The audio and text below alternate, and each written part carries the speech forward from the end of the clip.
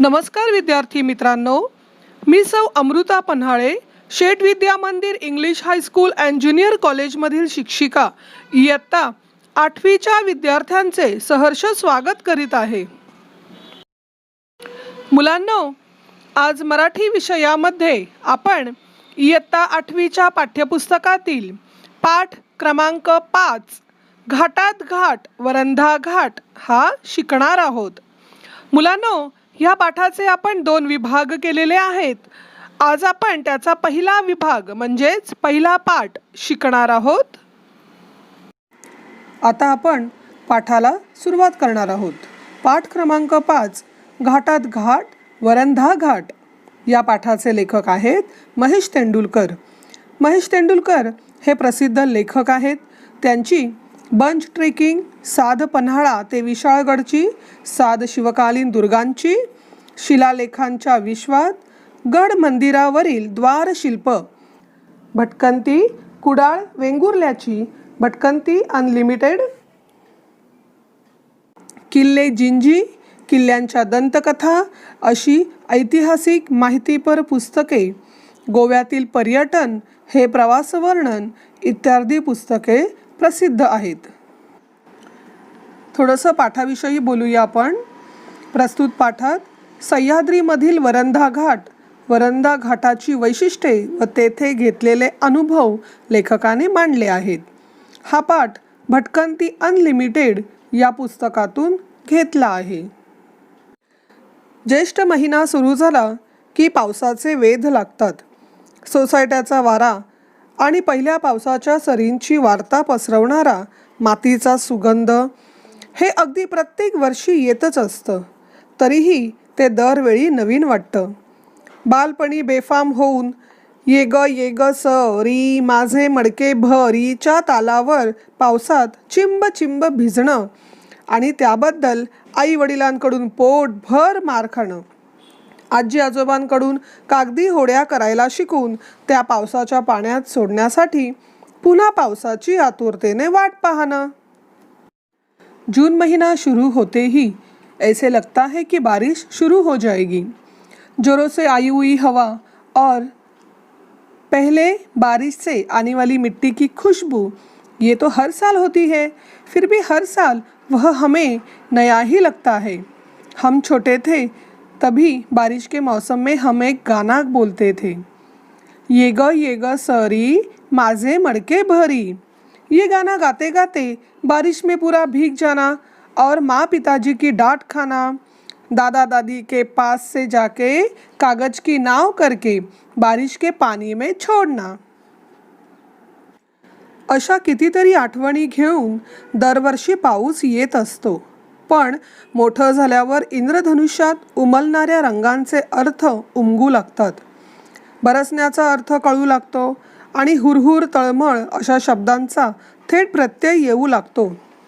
पावसाच्या आगमनाने गतकाळातले ते क्षण पुन्हा जिवंत होतात, डोळ्यांसमोर येऊ लागतात आणि कधीकधी पापण्यांमधून अलगदपणे वाहूनही जातात।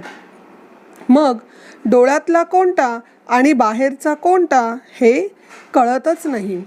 असं बरंच काही अनुभवायचं असेल तर वरंधा घाट गाठलाच पाहिजे। मुलांनो, या पॅरेग्राफचा अर्थ आपण हिंदीत समजून घेऊया। ऐसी बहुत सी यादें लेके हर साल यह बारिश आती है, परंतु बड़े होने के बाद इंद्रधनुष्य में आने वाले रंगों का अर्थ हम समझ जाते हैं। बरसने का अर्थ हमें समझ में आने लगता है। बारिश की शुरुआत ने हमें भूतकाल के वो क्षण जो पास्ट हुआ है फिर से जिंदा होते हैं और बार बार वह आँखों के सामने आने लगते हैं और कभी कभी आँखों से आंसू समझ के वह बाहर आते हैं।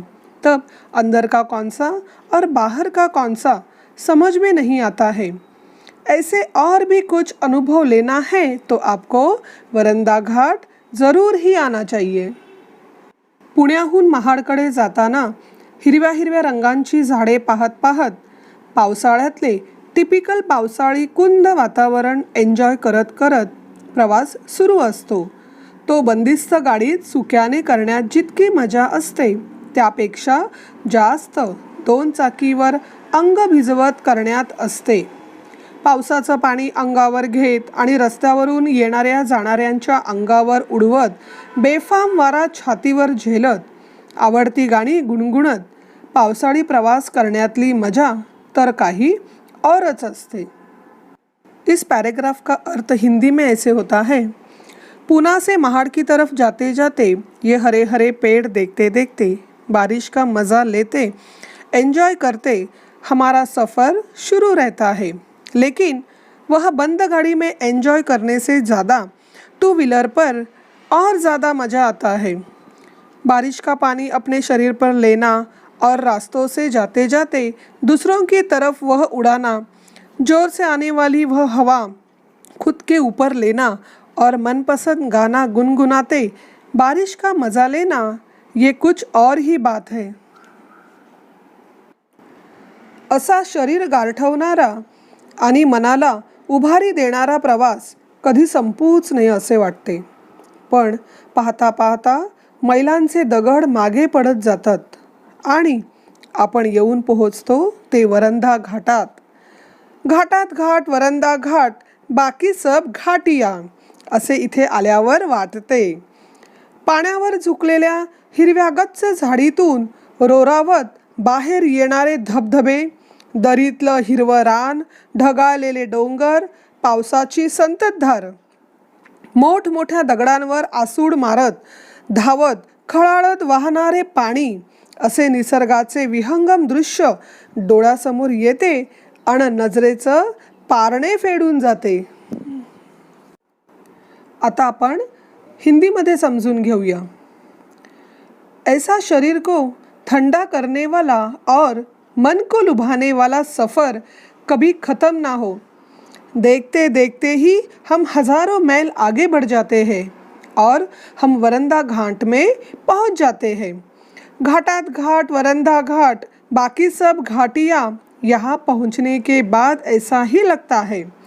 उस घाट से जाते समय पूरी हरी हरी झाड़ियाँ रहती है और उसी बीच में अचानक हमें झरने नज़र आते हैं. झरने वाटरफॉल, खाई में से दिखने वाली वादियाँ, बादलों को छूने वाले पहाड़, हल्की हल्की बारिश की बूंदें, बड़े बड़े पत्थरों को चीरता हुआ पानी, ऐसा दृश्य नज़ारा हमें देखने को मिलना मतलब यह सौंदर्य देख के तृप्त हो जाना.